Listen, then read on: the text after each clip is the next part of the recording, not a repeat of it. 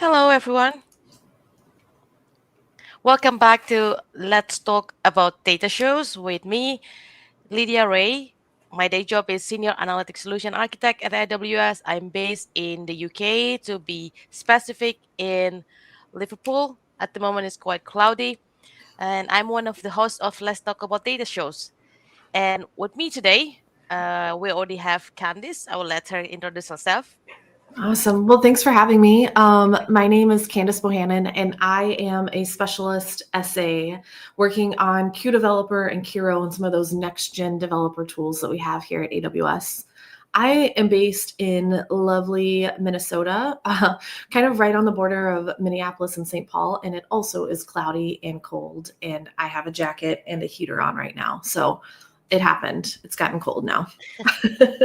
It is getting colder here and rainy as well Yeah. in here as well. Well, okay. So for those of you who are new to the shows, we talk about data and of course data and AI and everything around it. We show every like Monday about these times. Uh, if you we have a community page, my colleague Ibrahim he is in the chat. He will share the links that are relevant to the show today and also the past episodes that you have. So let's get started in this topic. We're gonna talk about, well, AI. How, to be specific, is not building an AI, but how AI help us building something cool. And you probably already heard about this, see it everywhere. And we're gonna talk about Kiro. So we have Candice here, the expert that work with Kiro the day in and day out. So for everybody, for level set everyone, what is Kiro? That will be my first question. Yeah, I think that's a great place to start. So Kiro is our fully featured IDE that is your coding companion. So this is just a place, just like a VS Code or something like that. In fact, it's based off of the open source VS Code. So it looks and feels very similar to VS Code. And you can open it up, and I will show you some of it here in a little while, but it kind of guides you through developing your code with your AI assistant right there. So we lean heavily into, we call it spec-driven development within Kiro. So we can talk about that a little bit more and how it's different from vibe coding. But I think it's a really interesting way of developing. It's got all of your AI stuff, all of your coding assistant right there in your IDE. So you don't have to pop around as much. You got it all right there at your fingertips. Okay, if it is like IDE, like you say, like VS Code, everybody you probably used to with the VS Code. Do we need AWS account? It's AWS product, right? So is it, if we want to try it, do we need AWS account to No. download Kiro, for example? Actually, you can get started for free. You go to the Kiro.dev website. You can download it, and you don't need an AWS account for it, actually. So you can use a builder ID, which is free to create. Even if you pay for one of the licenses, there's a few different tiers, Pro, Pro Plus. I don't want to go into all those. You could just put in your credit card. So you don't need an AWS account. And in fact, a thing that's interesting about Kiro, at least interesting to me, kind of from a marketing perspective, it's not branded AWS Kiro. It's not Amazon Kiro. I say it's just Kiro, kind of like Madonna, and it's the AnyDevs tool. You can deploy onto any of the clouds, on-prem, wherever you are actually working, and you can use Kiro to help you with that. Okay, just a quick check in the chat. Everyone, if you new to the shows, say hello, where you are, where are you based, how is the weather there? Normally we trying to find out like where people like tune in from, and then what is the weather where they at.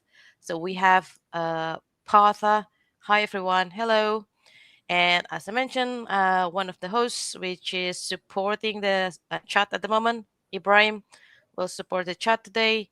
um, Ibrahim to the show is Ibrahim, in both in the Twitch and also in the YouTube.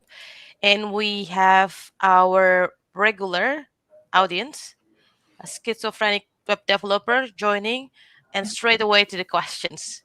Yes. Okay, let's just answer it quickly. So Awesome. does Kiro also generate a UI design for the app or website that you want to build based on the specs that you give? Yeah. Okay. So first, hi, schizophrenic web dev. I didn't say this when we were starting, but I also host a live show that comes on right after you, and this person is also on our show pretty often too. So good to see you Ah, in a different place. Um, so Kiro can make a design for you if that's what you'd like. What I would kind of lean into is maybe using like a Figma MCP or something like that, where you can have your designers build it in the tools that they're used to. And then you could actually bring that directly into Kiro or QDev if that's what you're using, and have it create that for you as well. But if the feature that you're wanting to work on is a UI design, then go ahead and ask Kiro to help you build that out. I would probably pick a spec request for that, and it can absolutely help you with that as well.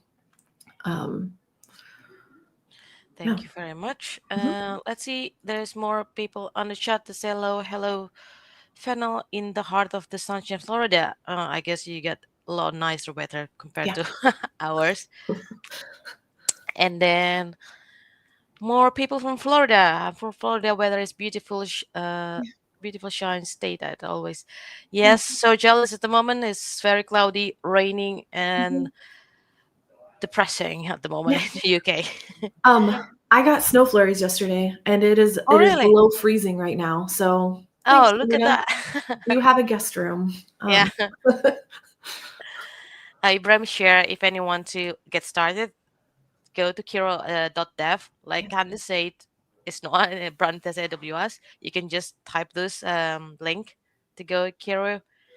A couple more audience that we want to say hello. Victor, hello. Uh, there's a question. Since you started your stream, network investigator needed. Can you explain? Anyway, okay. Let's pause a little bit from the chat, but still pop down your question in the chat, and we'll try our best to answer it. Yes.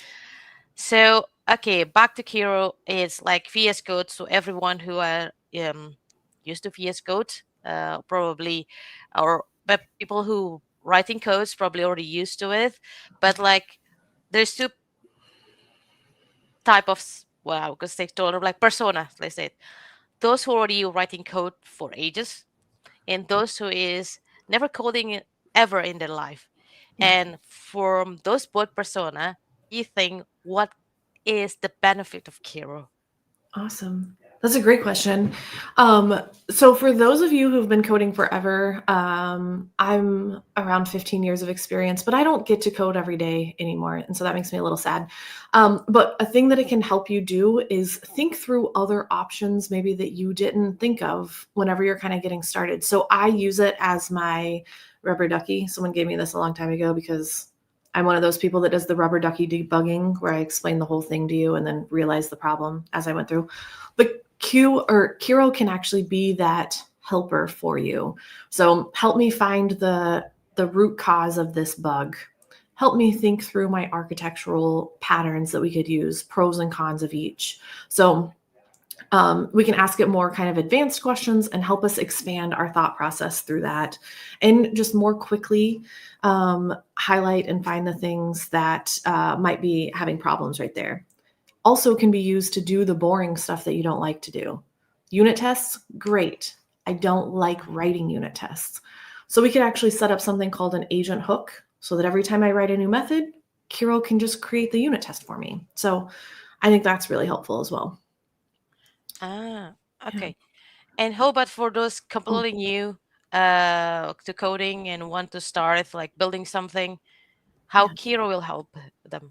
Yeah, so I did a presentation a few weeks ago, and a couple of like the account managers who are more like the businessy focused people, they've reached back out to me and were like, Candace, you inspired me. And I opened up Kiro, and you can just ask it to do something in natural language, and it builds out, you'll see how the spec driven development works, but it builds out a requirements file, a design file that kind of outlines the tech, and then the task list, and you can build something and have it deployed in like an hour if it's small enough and easy enough. You can do that in Kiro without having any experience. also, as you're doing that, I do encourage people to like look at the code that's being generated so that you can learn a little bit. So we're all a novice at some point, and there's nothing wrong with that. But I do think that it's important to leverage the AI to skill up yourself as well. Yeah, that makes sense.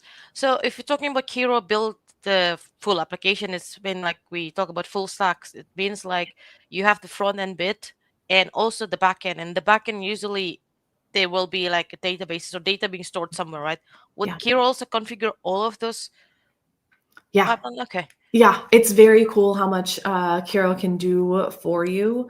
It kind of it the size of the feature that we ask it to build is a key consideration. I would say it's more of an art, like the context engineering and all of those sorts of things. So you could ask it to build your 3-tier web app that does event management. That's what I'm going to show you. Or you could just say, I'm going to build a 3-tier web app. Let's talk about the whole process, and then you can focus on maybe the database and API layer or something. So it kind of depends on how big your project is, how you want to break that down. But it absolutely can do all of it in one spec request. Okay, so if let's say like I'm completely new to coding, I just want to build a simple app.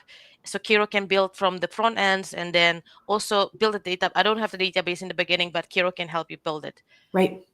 And if I have already like infrastructure behind the scene, I already have my databases, I already have all these things, I can still like build connect it to what I already have with Yeah. Kiro, right? As long as I put in the requirements or in the specs what I want to do. Exactly. I get that question a lot because a lot of the demos that I end up doing are kind of greenfield demos. But Yeah, who in the real world gets to like just build something from scratch? Like usually when we're working, we come into a project and have to build on something that exists. And yeah, so you can do that with Kiro. Probably something that would help there would be like the steering files, where it can kind of analyze what your project actually looks like already, and then it knows that you're using NoSQL databases, and yeah. this is how you structure your APIs and things like that. So steering would be super helpful with an existing app. And that steering, can it be like it in an iterative manner? Like my first problem will be like, okay, build 3-tier web applications Yeah. with this database, and then I realize like, oh, I need, I don't know, DynamoDB or NoSQL databases, and I say like, can you add it DynamoDB to store different things? So I have two databases. Is it possible to do that? So Yeah, totally. You can do that as well. Like if you kind of notice as you're going, like if you put in a spec request and it starts building out those files for you, it'll pause along the way and say, "Oh, does this look good? Do you like these requirements, or do you like this design file?" Maybe in the design file, you're like, "Oh, you're suggesting a SQL database. I prefer NoSQL." And then it'll go through and actually make those changes for you. You can also change the file itself. Like I could type in there in line yeah. and then tell it to refine the file, like refresh it, and it'll refresh all of your spec files for you. And the other things that probably everyone also wondering, like if I already, if this is like you mentioned like this is like an IDE, right? Yeah. So if I already have code before and I just want to like, okay, please Kiro, review my code where I should like can optimize or things like that. Can he help improve my code to be like better to some Yeah, extent? I think that's another really great use case of this. I would probably pick a vibe request for that. And I'm going to show you these things so that they'll make more sense in a little bit. But I would just say scan my code and identify places where I can optimize. Like give it a prompt like that. And it'll, at least if it's my code, guaranteed to come back with things that we could optimize. Okay. There's a question from Sure. schizophrenic web developer. So the question is, can we tell Kiro to use like specific front-end web application framework like React or Angular? Yep, absolutely. You could put those in your steering files. So steering files are a lot like rules files were in Q Developer. Just in, I like to kind of make sure that that is known. But you can tell Kiro what you want it to use. You could put it. You could also put it in the prompt. But I feel like it works a little bit better when you have it in the steering files. Okay, thank you. Mhm. Any there's one more question from tech underscore guy 635. Yeah. Do I have control over which AI model is being used? And what about the pricing? So there is information on the pricing page. I'm not very good at like just quoting that. There are three-ish levels of it, but go to kiro.dev and then there's a pricing page there that explains the different levels. There's like a $20 package, a $40 package, and a $200 package. Don't perfectly quote me on that. Go to the site and it'll tell you a little bit more about the number of credits that you get with each of those. So pricing, I'll kind of like push that one off just a little bit.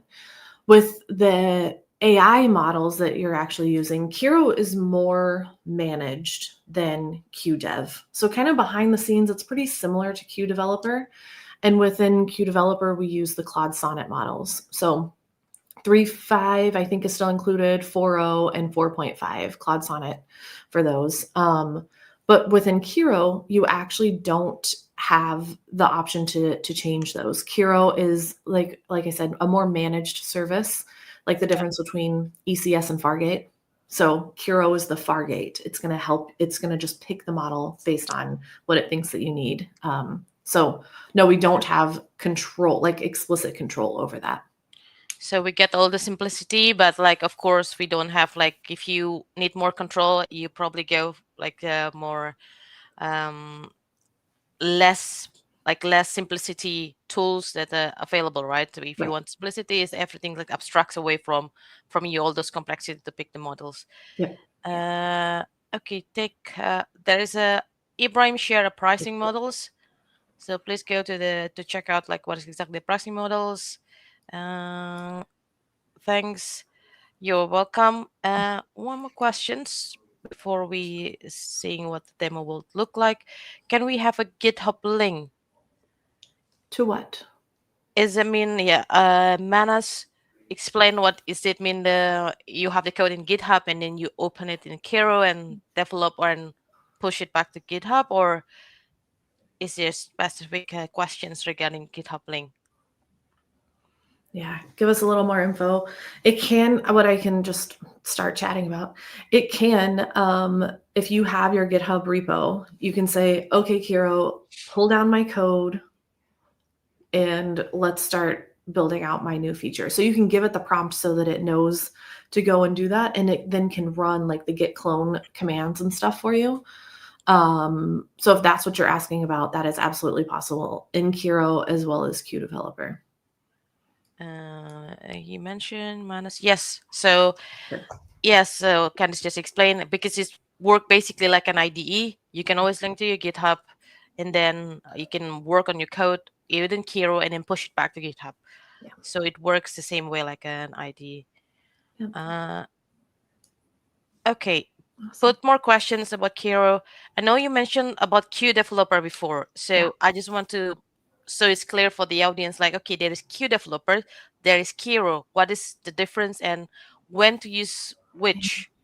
Okay, this is also a question that I get a whole lot, and it kind of depends. We have these different offerings because we want to meet developers where they are. So some people like the more managed, fully featured IDE of Kiro, the spec-driven development, and there's a few other features in there that are make it really sweet. The QCLI is just my favorite. Like I've said this a lot before, especially if any of my customers are on the call. It makes me feel powerful to be working in the terminal. I don't know what exactly it is, but I just love working in the CLI. It gives me more flexibility over which model I can use, and all of those sorts of things. So I have more control over it, and I like working in the terminal. I think that's my inner nerd kind of coming out. But some people don't want to work in the terminal. Maybe you're new to development, and then Kiro would be a really great place for you to start and kind of get your feet wet and build out your first project. So hopefully that helps. Also, I use them together. So that's another thing to note. I'll show you once we get into my IDE. I use them together. So Oh, okay. So you can use either like Kiro first or CLI first, and then at some point you want to move to Kiro, you can, or the other way around from Kiro to CLI, you can as well. exactly. Yeah. Yeah. Tech guy. He says Take guys, CLI forever. CLI Friend. forever. Take guys underscore 635. Agree. Like I just really love working in the CLI. It's more flexible, and I don't know, watching the terminal for some reason is interesting to me. I don't know. Maybe our audience put your like poll, which one you prefer? You prefer an IDE or prefer CLI? Yeah. Want to know like how many in the audience like prefer CLI and how many of you like prefer an IDE mode. Anyway, let's break a bit from the talking. If Yeah. we go quickly to the demo, Cool. Let's do it. before we get started, what are you gonna show us in the demo, Canvas?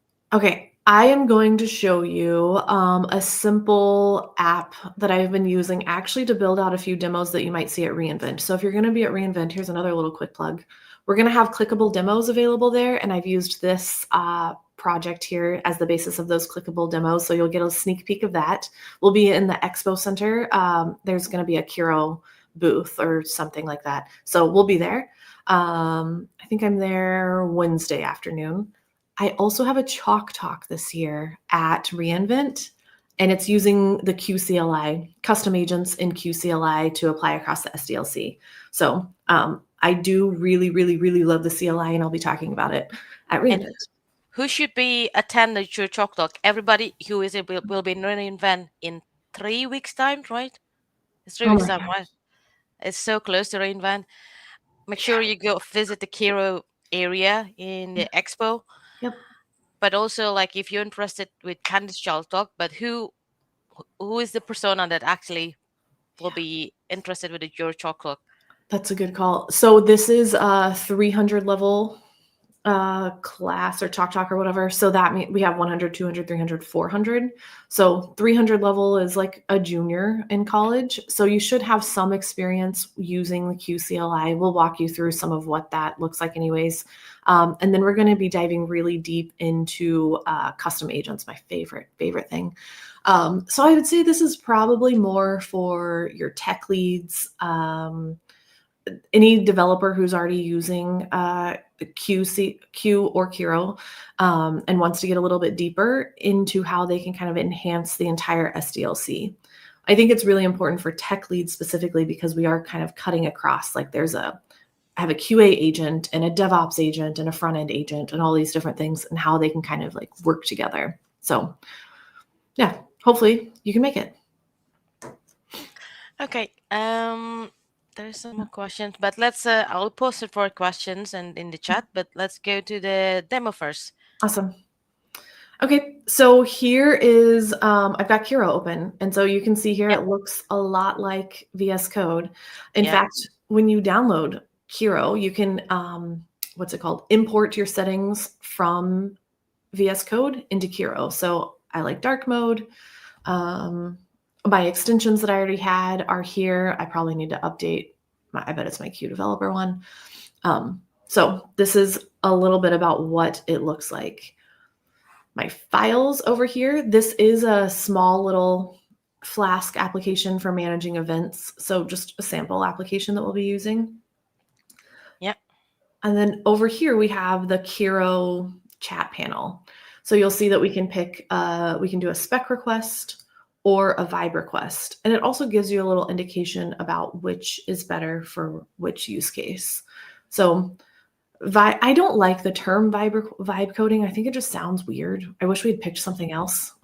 It's like Merriam-Webster's word of the year. And I'm like, could we have picked anything else? That's my own opinion. But vibe requests are good to just be like, what does this project do? And so we could easily do something like that. What is this project? Here's one that I almost always do. And is it ready for production? So give it just a little bit more than just what is it. Okay. And so now it's going to go through. It's looking at my workspace over here. It tells us all the different files that it looked at. And let's look at what he says here. So I'll go into more of these steering documents here in just a few minutes. They're similar to rules files. I'll show you where they are and how to create them. And then it's also looking in my workspace. So here it's called Kiro events. It looked at my README, my main Python. So that's helpful to see what it's actually looking at. So it's pretty good overall. SQLite database, RESTful APIs. Yeah. But not production ready. So there we go. Oh, okay. So this is good, I think. No CI/CD pipeline, no production requirements. It's a great prototype, but you need to address some things. And then he goes on and kind of like anticipates the next thing. So if you're asking about production, like, is that what you want to do with this next and want me to help you make it production ready? What do we think? Do we want to do this? Or maybe let me give you a continued orientation and then we'll pop back over to the chat. Yeah. Okay. That would be great. So I do kind of want to call out too that you can use Q developer right here. And we can also get to it like down here, just like you can in VS Code. So if we pop this open, we could open up our chat panel, open the settings, all of those sort of things, just like we do in VS Code. But the Kiro specific IDE things are right here in this cute little ghosty. So if you click ghosty, you can see all of the things that are kind of unique to Kiro, or like the Kiro specific things. So you'll see that we have some specs here. Like I said, I've already been using this project for a couple of other things.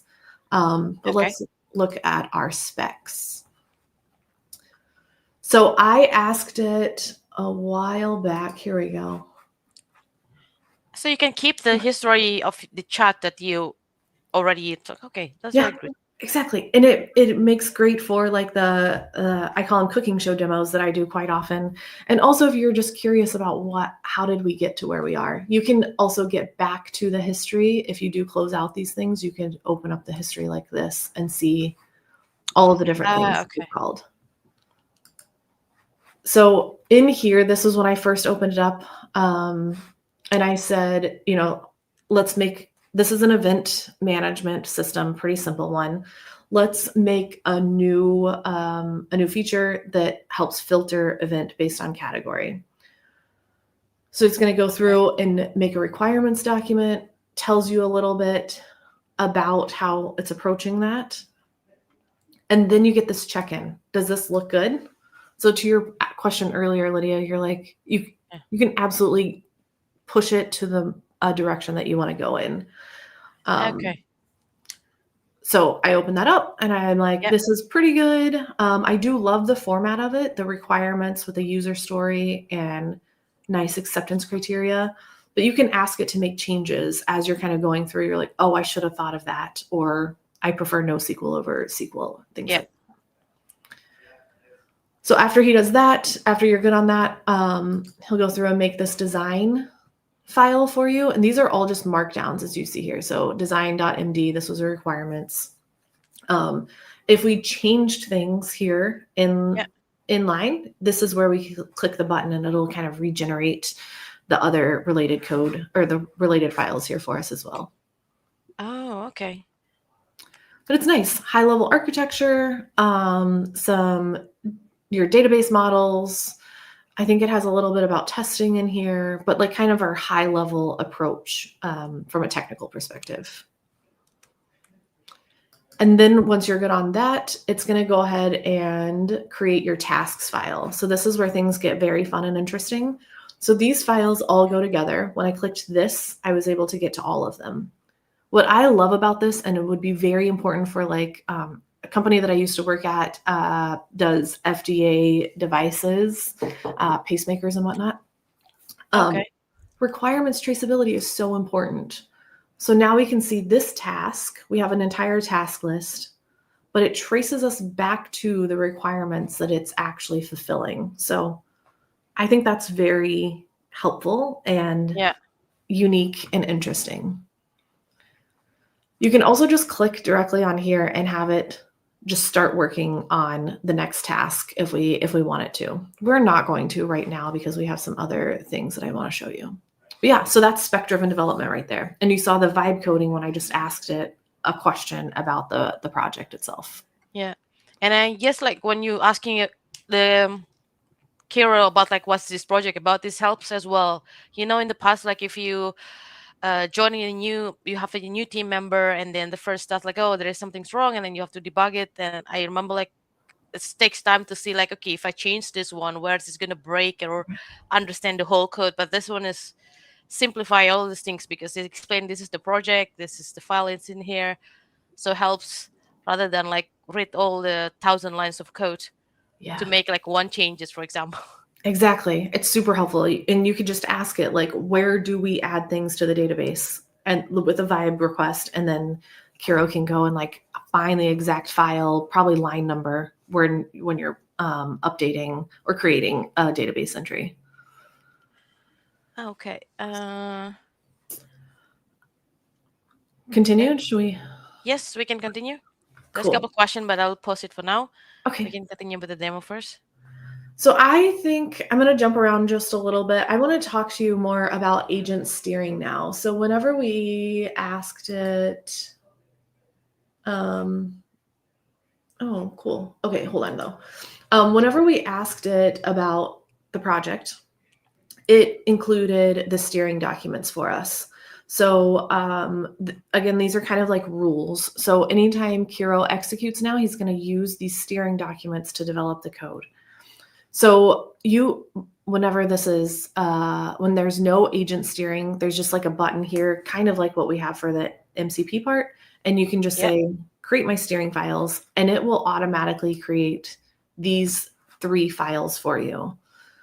So it tells a little bit about the actual product itself, full stack, web app, key features, the experience. So when Schizophrenic Web Developer was asking about how do we tell it to use Angular versus React, those are those would be defined in one of these files, probably in tech.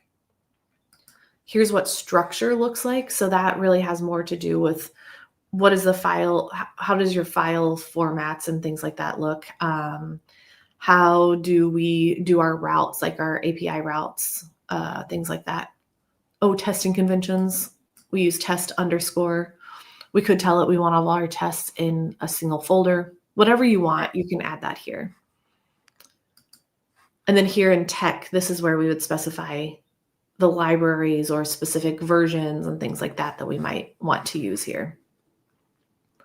So now these are used every time we ask another question to Kiro. He can kind of look through here and figure out how you want him to develop code. So he'll automatically create these product structure and tech. And then you can also create a new steering file if you wanted to. So a custom one that I created here, you'll see always include this. I have just coding standards, like how do you name your stuff? How do we import our libraries? All of those sorts of things. And we could create another one too. They're very simple. We could just go like this, and we could call it, what kind of file should we make? Maybe testing? That's usually one that I default to. Yeah. Testing strategy. And so from there, it creates this markdown file for us that's going to be right here. And what you can do is just ask Kiro to write the file for you. Like say, what are some best practices for testing? And then Kiro can go through and actually create that for you. So pretty cool. Am I right if I say like, okay, this steering file is kind of like not a prompt, but like anchor prompt, like, okay, every time I ask you to do things, look at this. This is the style that I want. So I don't have to like type the prompt and type the long prompt, say like, oh, you have to always use React. You have to. Right. It's kind of like reusable, structured prompt. Yeah, exactly. That's what the rules and steering files are all about. Those things that you want to happen the same way every time, put them in a rule. If you notice that your coding assistant is misbehaving, because sometimes they do that, they like to just get the work done. But if they're skipping the unit tests every time, make a rule to say you have to write unit tests every time you add a new method. Okay. And actually, so this one has been, I wonder why it's thinking for so long. Let me show you one of the agent hooks. I think that unit test convo like leads directly into there. Oh, this is why. Okay, let this run. That's why it's thinking for so long. Okay, great. Okay, so this is the agent hook that I have right here right now. And agent hooks are awesome because they do some of that boring stuff, the stuff that sometimes slips, write my unit tests, keep my docs up to date. Those sorts of things that we just kind of forget sometimes after we get the the function implemented, we're like, boom, I'm done. Make an agent hook so that it will automatically do these things for you. So here's one that I created, and it is updating the changelog anytime my files are changing. And so I'll show you how to write it as well. And you'll see every time the file is saved, this is going to trigger. And that's why this was going for so long. So we can make a new one. Here's some that are built in for you. So we could ask it to optimize my code. Like this was one of your questions earlier. We could just ask it, optimize my code every day at noon or something like that. Or we could do it on like a manual. You can manually invoke this as well. So okay. It's really simple, really easy to use. And let me show you my changelog. So you can see here that hook executed. And what is today? Today is the 10th. So I think I changed some of these on Friday, but it was stuck in the, anyways. So here's what has changed. We updated a couple of fields and things like that. And then the specific thing, so added versus changed. This is unreleased so far, but you'll see the next time we make some changes, this will update again. We'll be able to see our changelog update or agent hook execute, and then this will look different. So I'll show you that at some point too. Okay. And then the final thing that I would talk about here, this is the last demo that has to get created for that Kiro kiosk, is MCP server integration. So you can enable MCPs. There's an MCP server repository, which is pretty helpful because people ask me this a lot. Which MCPs do you use and how do I find new ones? Go check out the MCP server repository. We also have one that is AWS Labs. So there's a link to GitHub. It's AWS Labs / MCPs. And those are some of them that I use quite a bit. So this diagram MCP is really cool, I think. Creates really nice diagrams, straight lines. And so that's, I use this one and demo it quite a bit. Okay. Yeah, so that's what makes Kiro kind of unique. Those are the key things about Kiro that you should know about. I don't know, do we want to see something else? I can show you a little bit more about how I use this, or we can go back to questions. I'm gonna pause like there's questions. Okay. I'm gonna scroll through quickly. One is from Kantam Reddy Siva. Is Kiro IDE hyper compliant? Do you know? Is it documented somewhere? HIPAA compliance, actually, none of our services are out of the box HIPAA compliant. This goes back to the shared responsibility model. We have, what's it called? Compliance possible. Oh, I can't remember the terms we use. Lydia, do you know what I'm trying to say? It's comma. Okay. Most of our services are ready to be compliant, but with HIPAA compliance specifically, there are certain things that you have to do as far as the shared responsibility, HIPAA eligible. There you go. Compliance eligible. But when we start talking about the shared responsibility model, we manage the infrastructure and things like that. So those are going to be managed in a way such that you can build on top of it to make sure that it is compliant. But once we get to that data layer, when the shared responsibility model, that's where you're going to need to be careful that you're not using customer data in a way that you're not supposed to. So it is HIPAA eligible, I believe. And there's going to be some pieces that you're going to need to investigate and make sure you're doing those the right way.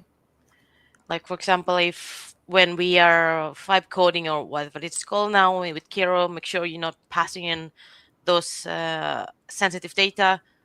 And can we, I don't know if you know the answer, but can we build some guardrail? Like, is somebody building using Kiro, using natural language, make sure if the sensitive data being put it into the prompts and there is guardrail to say I don't know, stop that.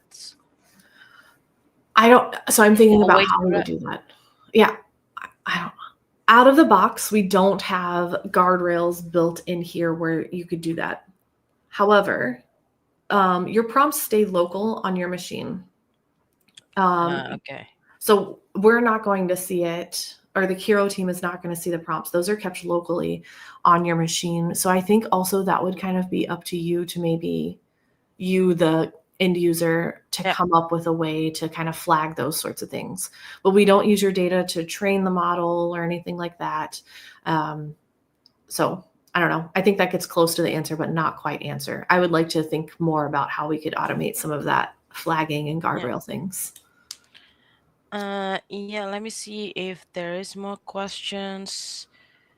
There's one from Venel. Do you have student plan? I think the pricing plan that you mentioned is not like student and non-student. There's Right. the tier, right?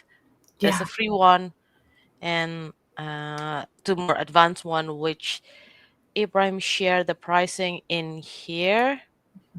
Let me just share again. So if you go to this link, kiro.dev/pricing, and you will see the pricing. And there is like free tier to, I can't remember what tier you get from free tier, but you can still like try and see like what Kiro looks like using the free tier. Yeah.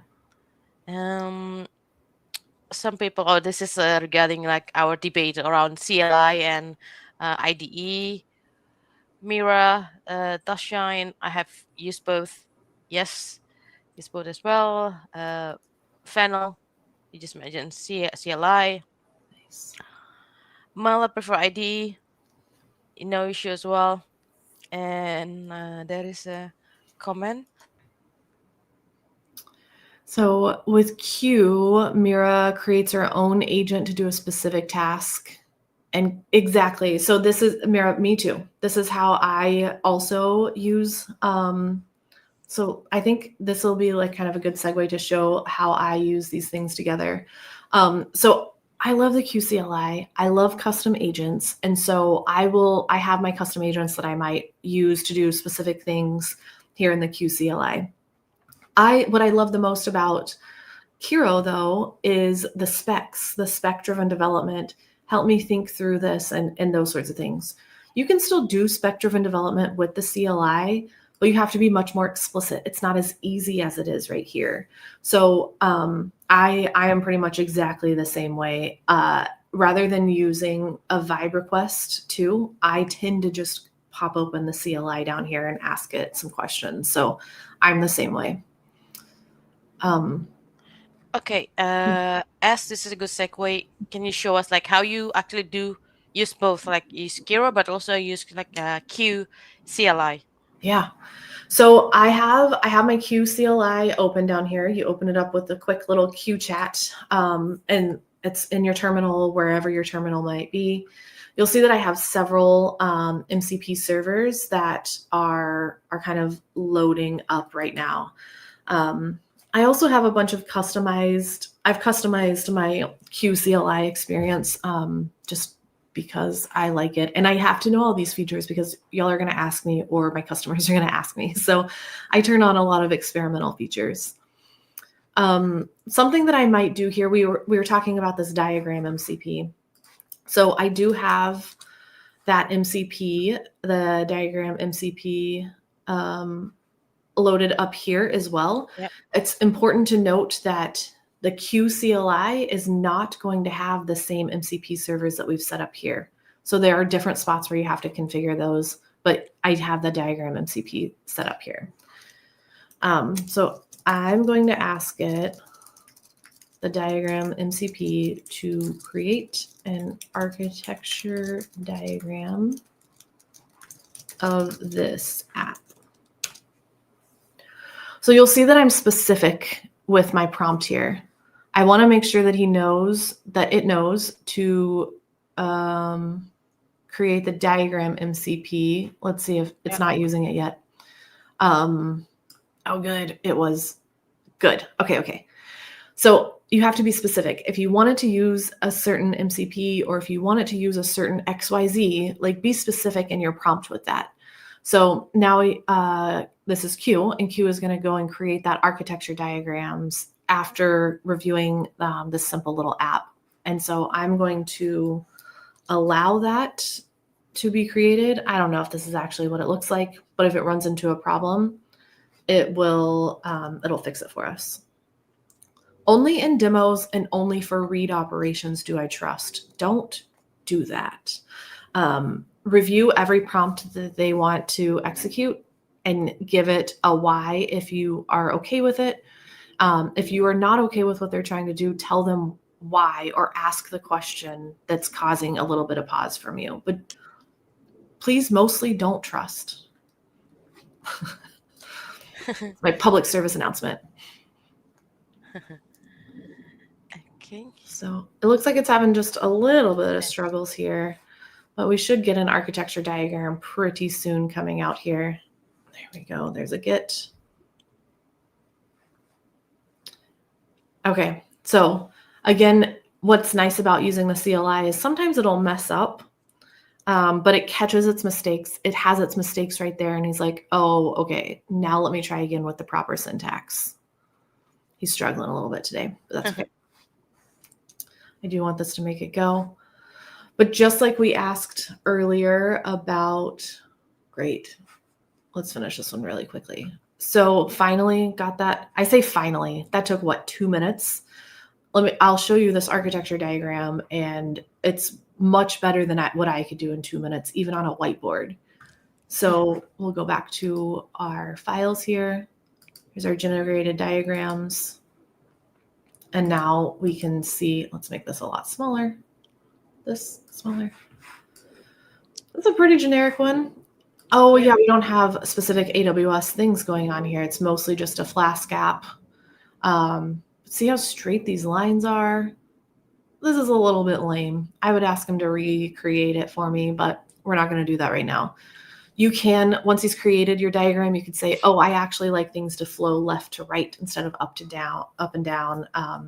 Can you add more icons for things, stuff like that? Like those might be some of the requests that I would give him, but pretty good, especially for 2 minutes. So let's see. So now we'll kind of come back over here to some of this. So remember earlier in the show when we said, is this production ready? And he said, nope, it's not. Yet. Want me to help you make it production ready? What I'd say is like, sure. And we'll let him go through and start coming through with this part.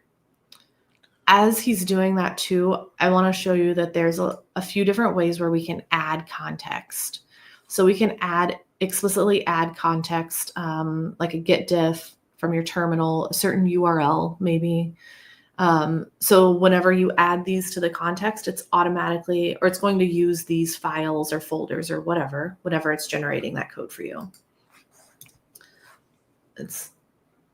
So now it's going through and it's creating this production ready version of the Kiro events. I'll tackle this systematically. That's music to my ears. So now you can see going through and like creating all of these files for us. So these are all good. And we can also follow along as he's creating the files as well. And then as he goes through and makes all of these updates for us, we'll also eventually see our changelog agent hook trigger, and it'll go and update these for us as well. So we don't have to think about that. It's going to do it for us. Let's see what else is interesting while it's thinking about this. Well, it's going. There's one question from Kantam Ready again. Is Kiro have security check if I use any credential? I think this is what you can actually ask the question, right? To review. Yeah, exactly. You can ask it explicitly and just say, do I have any credentials saved in this file somewhere? And usually that would come out too whenever you ask it, is it production ready? You could create a steering document to make sure that you never do that.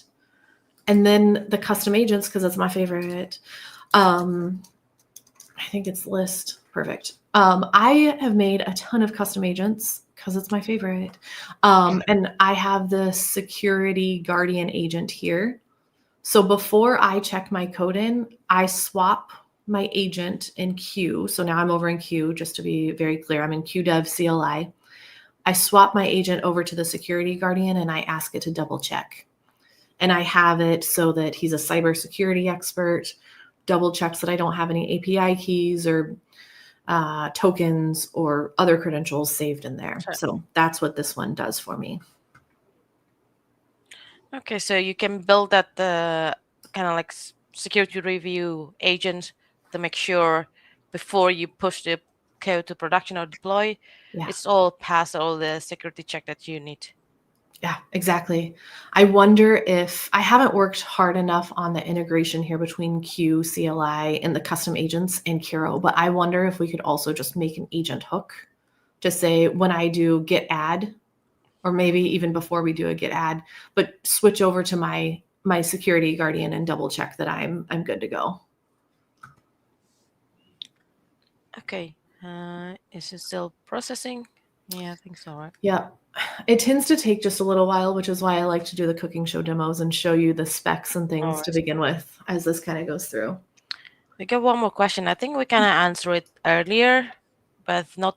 We answered for like Q CLI versus Q developer versus Kiro, Yeah. but this is one generic Amazon Q, the different Q and Kiro.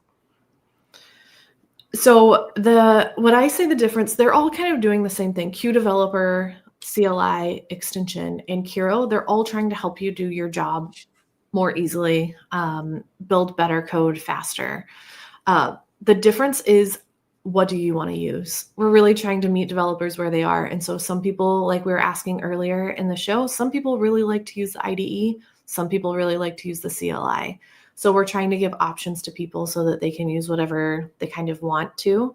But behind the scenes of Kiro, there's quite a bit of what we've learned with Q behind the scenes to help Kiro push out this code as well. So it depends. Like the difference is, what do you want to use? So Balu, have you used any of these tools yet? And do you have a favorite? Okay. We had it. Thank you very much. I'll take a look if anyone else asking questions. If anyone just joined, don't worry. The on-demand version will be available, and whatever we talk today is also will be summarized in our show notes, and the link's also going to be available in show notes. Awesome. Oh, one link that I wanted to share earlier that I forgot is that I got to write a blog for Kiro. This was a thing that I meant to point out whenever I showed context. You can also add, look, there's more things that I didn't even get to. You can add an image here as well, and it can, oh, it's right here. You can add an image. So I could add an image of like my UI or a whiteboard drawing, and it'll actually create the code for you as well. And so in my blog, what you'll see, it's on the kiro.dev/blogs.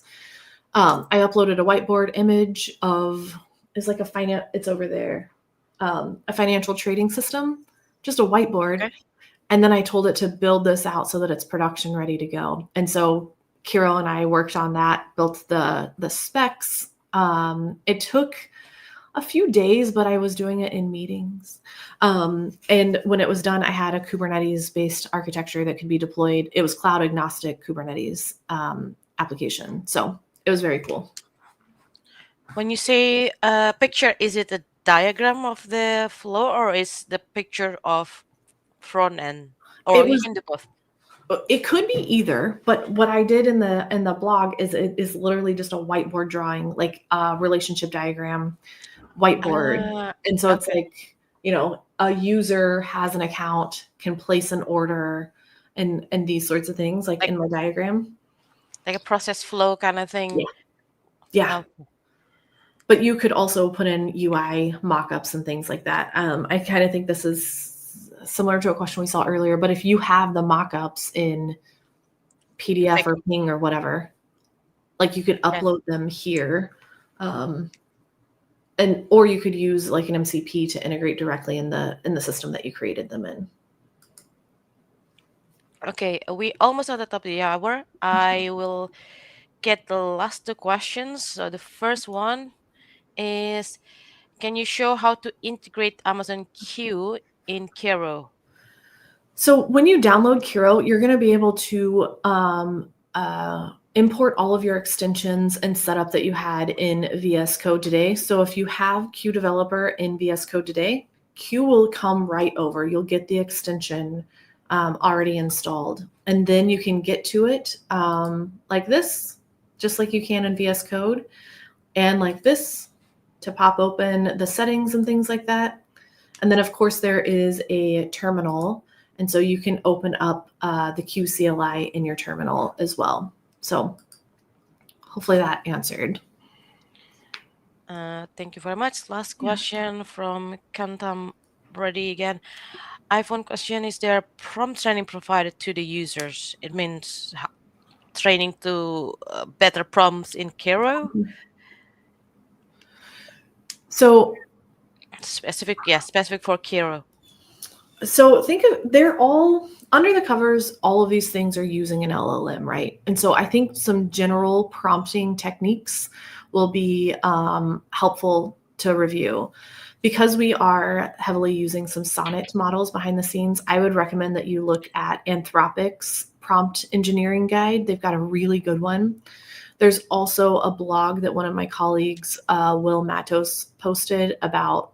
It has effective prompt engineering in the title of the AWS blog. And then the final thing that I'd recommend is look at, there's this guy who's an AWS hero named Christian Bonzalet, perhaps. And he has a collection that he's been working on that has rules and prompts and custom agents. And it's called Prompts with a Z, PROPTZ.com, probably. Check out his stuff. It's really, really great. Okay, thank you very much. So generally speaking, if it's prompt is generic how you prompting LLM in any application, Kiro is the same. It's just specific for building application or write code. Yep. So it is important.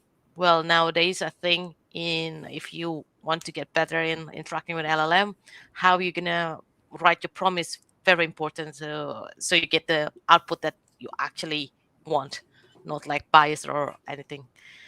Yeah. Okay, we are on top of the hour.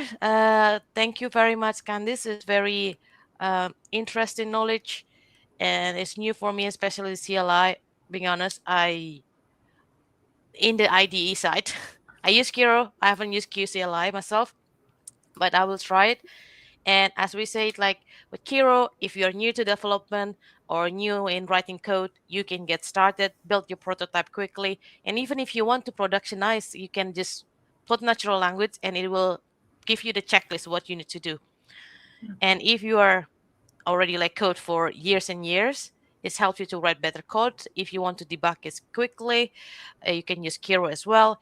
If you want to help somebody and then rather than reading 1,000 lines of code, you can ask Kiro to tell like what is this code about and where should I fix if it's the thing that I want. So it'll help you to accelerate your development. And don't forget, I want to thank Candice for her knowledge. And don't forget, she will be at the event. If you're in the Vegas in a few weeks' times, make sure you see her. Make sure you attend her show talk because it will be interesting. And also, don't forget, next week, the same time, we're going to have the topic for Let's Talk About Data show about MariaDB. Awesome. Thank you very much, everyone. Um, see you again next week. Great. Take Thanks care. for having me. Bye. Bye bye.